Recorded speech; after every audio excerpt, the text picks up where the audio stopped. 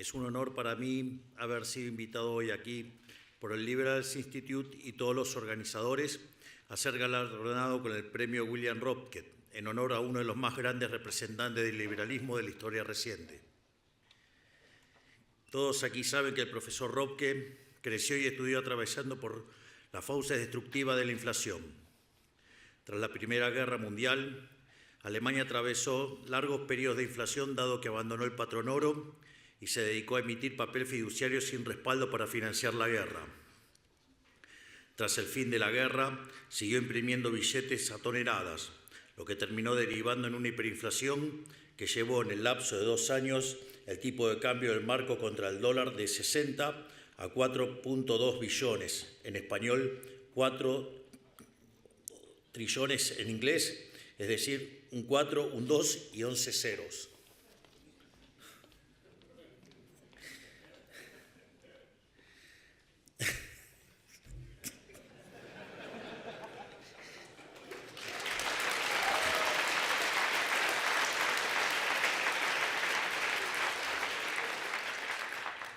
Mises decía que mientras los socialistas sigan repitiendo sus mentiras, nosotros tenemos que seguir repitiendo las mismas verdades.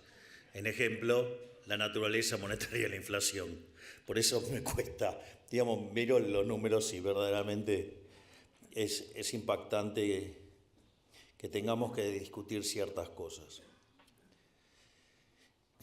Todo esto motivó a William a dedicar su vida a entender la inflación, desoyendo lo que sus profesores aconsejaban y leyendo a quienes sus profesores condenaban, y le terminó sirviendo para sentar las bases teóricas de lo que fue el gran milagro económico alemán, siendo asesor de Adenauer. Dedicó los últimos años de su vida a criticar duramente las políticas monetarias de los políticos keynesianos, a quienes acusaba de generar inflación intencionadamente, a pesar de intentar lavarle la casa el fenómeno bajo el título de expansionismo o inyección de liquidez. ¿Por qué cuento todo esto? Por 2 motivos. En primer lugar, porque me resulta admirable la convicción con la que defendió la razón, la honestidad y el sentido común en medio de la decadencia moral y la deshonestidad intelectual que reinaba en la época. Incluso le hizo frente a uno de los regímenes más sanguinarios que haya conocido nuestra especie, lo que le costó el exilio. Ojalá hubiera más William Ropkes en la vida que defiendan lo correcto y lo verdadero sin miedo a las represalias de una mayoría totalitaria. Porque como decía San Agustín, lo correcto es correcto aunque nadie lo haga, mientras que lo incorrecto es incorrecto aunque lo haga todo el mundo.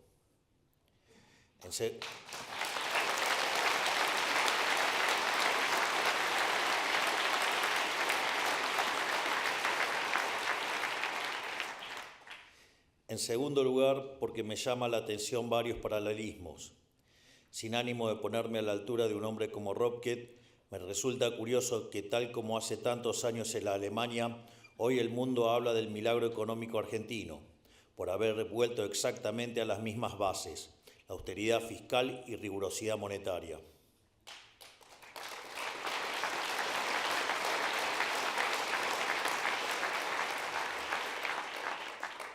Austeridad fiscal como forma de respeto al ciudadano que paga sus impuestos por la fuerza, dado que un dirigente no puede despilfarrar el dinero de la ciudadanía como si fuese infinito, y rigurosidad monetaria para no estafar a la población con señoriaje de la moneda, emitiendo billetes como si esto no tuviera consecuencia alguna, o incluso como si fuese beneficioso, como intentan hacer creer algunos degenerados fiscales.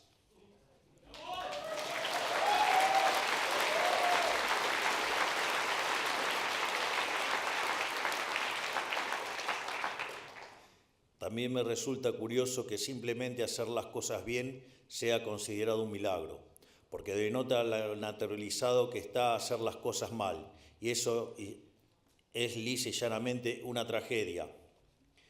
De hecho, hay una frase muy interesante de Thomas Sowell que dice que la primera ley de la economía es la escasez, es decir, no hay de todo para todos. Y la primera ley de la política es ignorar la primera ley de la economía.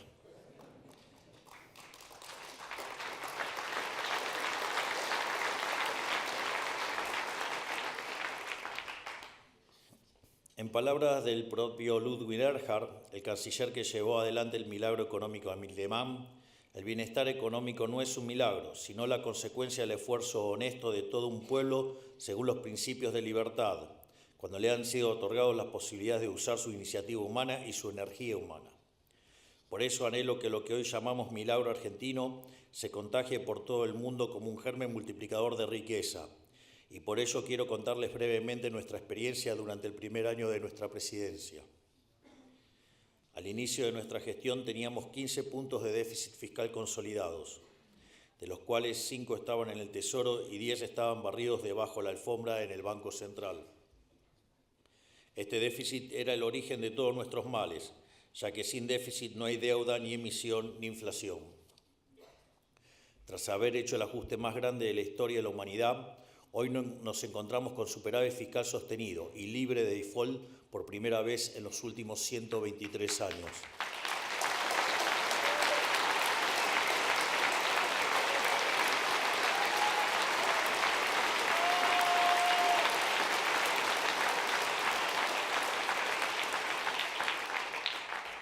A su vez, al inicio de nuestra gestión, la tasa de inflación viajaba a un ritmo del 17.000% anualizado en el índice mayorista.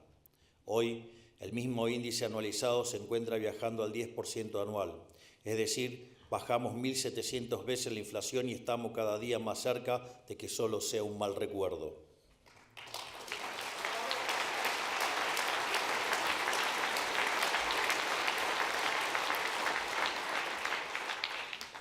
Como consecuencia directa de haber aniquilado la inflación, bajamos la pobreza al 54% en el primer trimestre de 2024 a 38% en el tercero y confiamos en que continuará esta senda. De hecho, el dato en frecuencia mensual ya está en el 36%, es decir, bajamos la pobreza más de 21 puntos en la frecuencia mensual, quiere decir que hemos sacado de la pobreza a más de 10 millones de argentinos.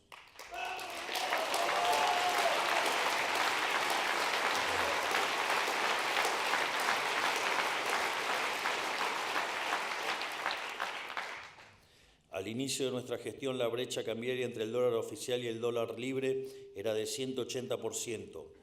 Hoy la brecha cambiaria está prácticamente muerta y trabajamos día y noche para terminar de sanear el balance del Banco Central para poder levantar el cepo cambiario de una vez y para siempre. Durante el 2024 vimos una fuerte apreciación de nuestra moneda, algo casi sin precedente para nuestro país, lo que provocó que el salario básico promedio crezca de $300 a $1.100. Al inicio de nuestra gestión teníamos un riesgo país de 1.900 puntos, que venía de ser incluso más alto, ya que al momento que habíamos ganado la elección estaba en 3.000, y los bonos soberanos cotizaban entre $20 y $35. Hoy el riesgo país se encuentra cerca de los 600 puntos básicos, y nuestros bonos ya se encuentran rondando los $70. Bajar el riesgo país a este ritmo nos permite bajar la tasa de interés de nuestra economía, la cual ya la bajamos de 133% a 32%, mejorando así la capacidad de los argentinos para acceder al crédito barato, facilitando la inversión y la generación de puestos de trabajo. Es por esto mismo que durante 2024 vimos un boom de créditos hipotecarios sin comparación en nuestra historia, es decir, pasamos de discutir la hiperinflación a discutir créditos hipotecarios a 30 años. Al inicio de nuestra gestión, nuestra economía se encontraba oprimida por regulaciones que le complicaban la vida a todos y espantaban cualquier atisbo de inversión. Al día de hoy ya eliminamos más de 900 normativas, a razón de más de 3 por día. Y si ustedes consideran que el Ministerio de Regulación empezó a actuar a mitad de año, quiere decir que básicamente estamos sacando cerca de 6 regulaciones por día.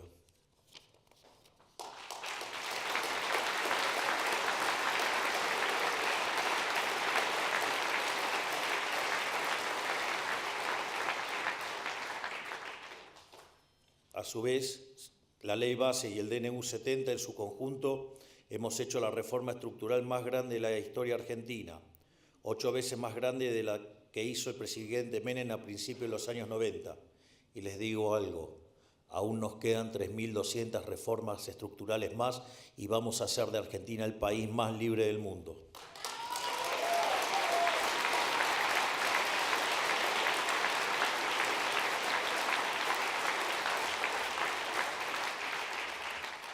Al inicio de nuestra gestión, Argentina era ejemplo a nivel global de todo lo que no debía hacerse, ni decirse. Hoy somos vistos con buenos ojos por inversores y ciudadanos de todo el mundo, a punto tal que pasamos de ser uno de los países con peores resultados económicos en los últimos 40 años a ser uno de los mejores que se proyectan para los próximos 40. Y esa proyección de crecimiento está sostenida en diversas razones. En primer lugar, la economía ha entrado en una recuperación cíclica basada en dos factores. Por un lado, estamos viendo un repunte sostenido de los salarios reales y las jubilaciones por el derrumbe de la inflación. Por otro lado, las empresas normalizaron sus inventarios luego de haberse sobreestoqueado durante todo el año 2023, producto de la espiral inflacionaria. Estos dos fenómenos cíclicos han dinamizado nuestra economía y explica el fenomenal crecimiento del último trimestre del año pasado. Para tener una idea, el último dato trimestral es de 3,9%, que anualizado es 17%. A ese ritmo viene viajando la economía argentina.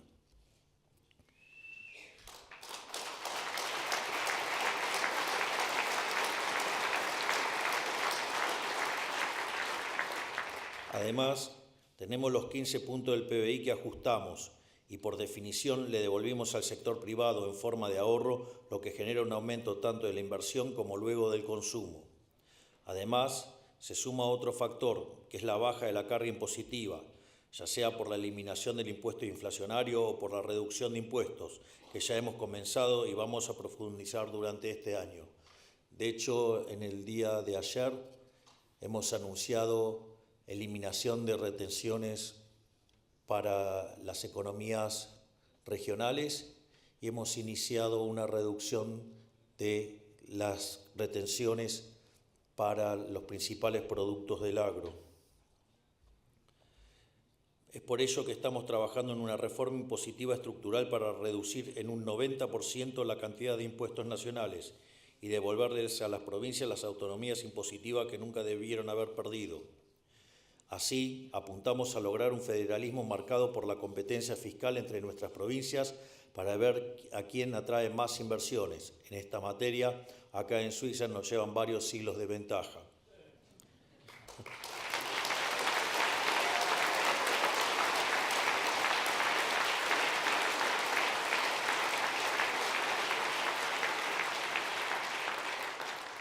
La cuarta base sobre la que se sostiene el proceso de crecimiento que veremos este año tiene que ver con la cuestión monetaria.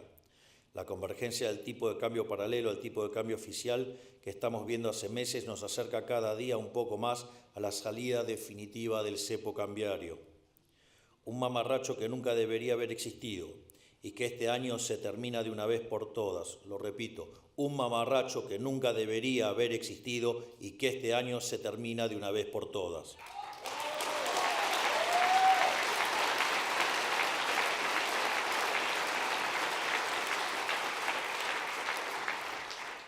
Para ello, estamos trabajando en diferentes alternativas para darle una solución definitiva al problema de los stocks del Banco Central. Y en ese sentido han sido muy positivas las reuniones con el FMI que hemos tenido en Washington. En paralelo, para poder cerrar el Banco Central como hemos prometido y así acabar para siempre con la inflación en nuestro país, estamos avanzando.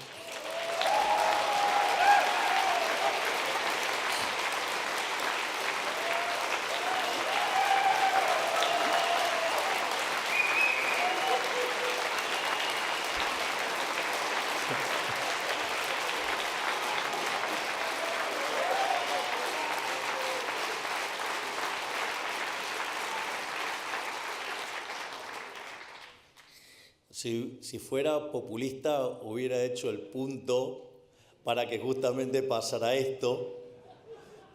No lo hice, pero pasó igual. El orden espontáneo es maravilloso.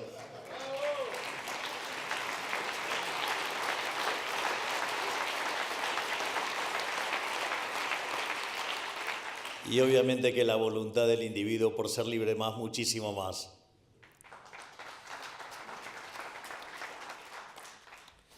En este sentido, estamos avanzando hacia un esquema de competencia de monedas para que todos los argentinos puedan utilizar la moneda que quieran en sus transacciones cotidianas, exceptuando el pago de impuestos por ahora.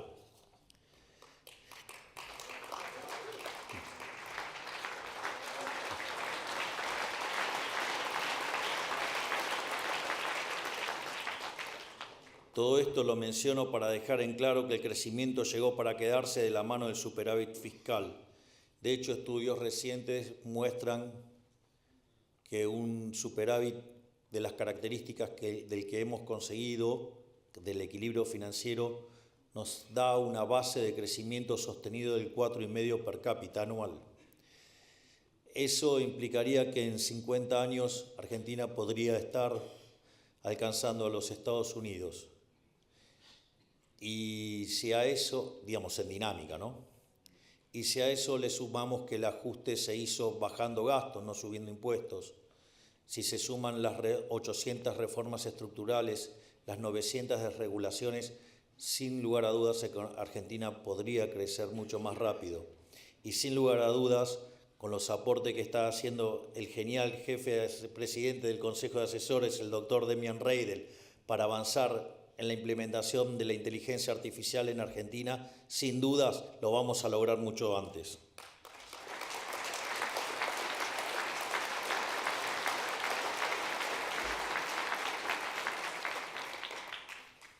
Y para profundizar el crecimiento, también es imprescindible liberarnos del corset del comercio exterior que hoy nos estruja, para poder importar y exportar más bienes y servicios, dejando de tener un puñado de clientes regionales para tener casi 200 clientes globales. Esto iniciará un proceso de crecimiento que nos hará converger a los niveles de prosperidad de las grandes potencias, tal como supimos hacer hace más de 100 años. Por eso estamos buscando que nuestro primer paso en este sendero sea lograr promulgar un tratado de libre comercio con Estados Unidos y comenzar a aprovechar todas nuestras capacidades que hoy están siendo desaprovechadas. Poder aprovechar nuestra diversidad de ecosistema único, de la que solo 2 o 3 países del mundo pueden hacer alarde, dado que contamos con montañas, con bosques, con glaciares, con desiertos, selvas, playas, altiplanos, lagos, esteros, estepas y extensas llanuras. Cada uno de estos biomas representa diferentes oportunidades potenciales. Sin ir más lejos, nuestra cordillera cuenta con abundante litio, plata, oro, cobre y uranio, minerales que la economía global necesita y que por desidia, expulsión de inversiones y falta de visión a largo plazo, hoy exportamos cero. En 2024 dimos los primeros pasos con un régimen de incentivo a las grandes inversiones que le diera un marco fiscal y jurídico lógico a las inversiones de más de 200 millones de dólares. Esto redundó en pedidos de aprobación por más de 12.000 millones de dólares y anuncios por otros tantos miles de millones en sectores como infraestructura, minería, siderurgia, energía, automotriz, tecnología, petróleo y gas. En algún sentido, este régimen es un atisbo de hacia qué sistema impositivo debiera ir la Argentina, reduciendo impuestos, simplificándolos, favoreciendo la innovación, la generación de riqueza y sobre todas las cosas la acumulación de capital. Y si pudimos lograr todo esto en poco más de 12 meses, con todo el aparato político y propagandístico en contra, y a pesar de contar con solo el 15% de los diputados y el 10% de los senadores, imaginen de lo que somos capaces de hacer los próximos 3 años con viento a favor. Argentina tiene todo el potencial para convertirse en una meca occidental en materia de oportunidades comerciales y crecimiento para sus habitantes, con la libertad como principal motor. Por eso mismo, y a modo de cierre, me gustaría dedicar unas palabras a ustedes, defensores de la libertad.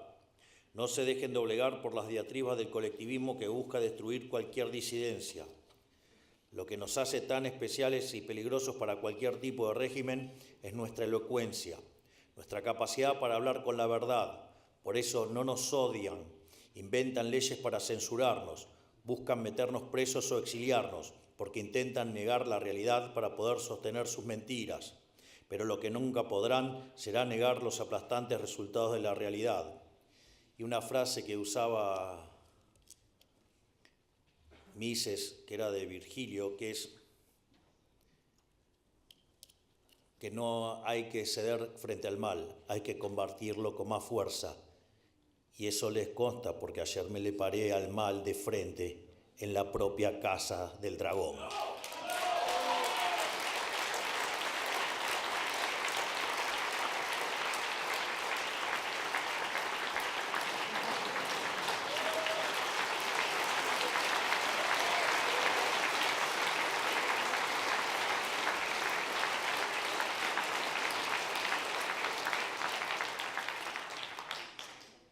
Porque tal como se demostró en Alemania gracias a las ideas de William Röpke, los milagros existen y alcanza con aplicar un modelo basado en algunas verdades elementales. Que el Estado tenga el tamaño que tenga no puede gastar más de lo que recauda con impuestos. La inflación, que es destructiva para una economía, es producto de la emisión monetaria y como tal, para terminar con ello no hay que emitir más dinero. Es más, el dinero debería volver a ser privado, tal como pregonaba Hayek. Hay que promover que el Estado sea lo más chico posible para que la sociedad sea lo más libre posible. Y hay que defender la vida, la libertad y la propiedad privada. Si los países de Occidente nos atenemos a este pequeño set de ideas elementales, estoy seguro que nuestro futuro será más próspero que nuestro presente. Muchas gracias por este reconocimiento. Es un verdadero orgullo para mí.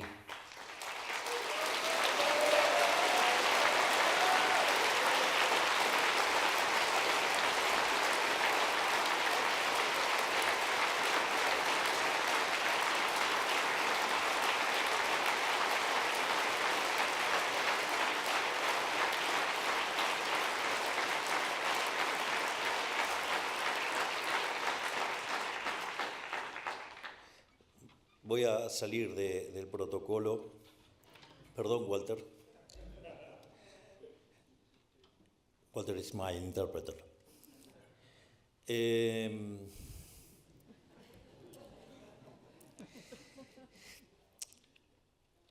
Me es muy movilizador el caso de Röpke, porque, digamos, lo que a él lo llevó a estudiar tan profundamente la economía fue justamente la inflación. Y tuvo que desestimar las cosas que le obligaban a estudiar y tuvo que abrazar otras ideas.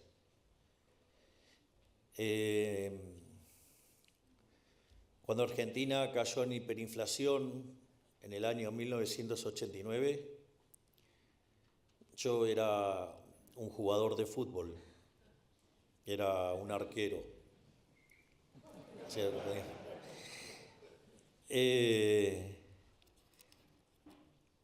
Y un día acompañando a mi mamá al supermercado, yo estaba en primer año de economía y veía que los precios subían y la gente se abalanzaba sobre los productos. Y entonces ante esa situación dije, o lo que estoy estudiando está mal o soy tonto. Entonces la solución de dignidad fue dejar de jugar al fútbol y dedicarme a estudiar economía. En serio.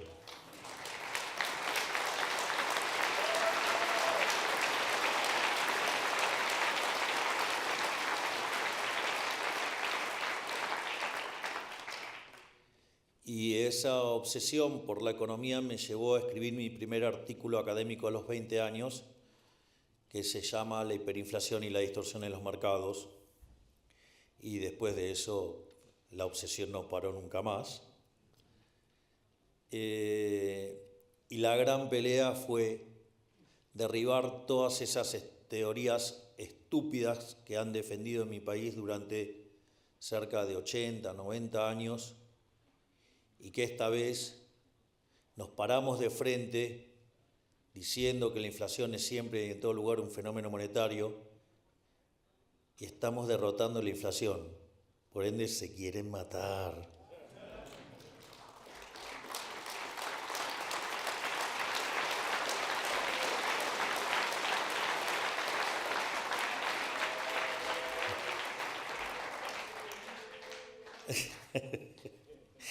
Y si la casta tiene miedo porque se va a quedar sin trabajo. Digamos, necesitamos más políticos desempleados.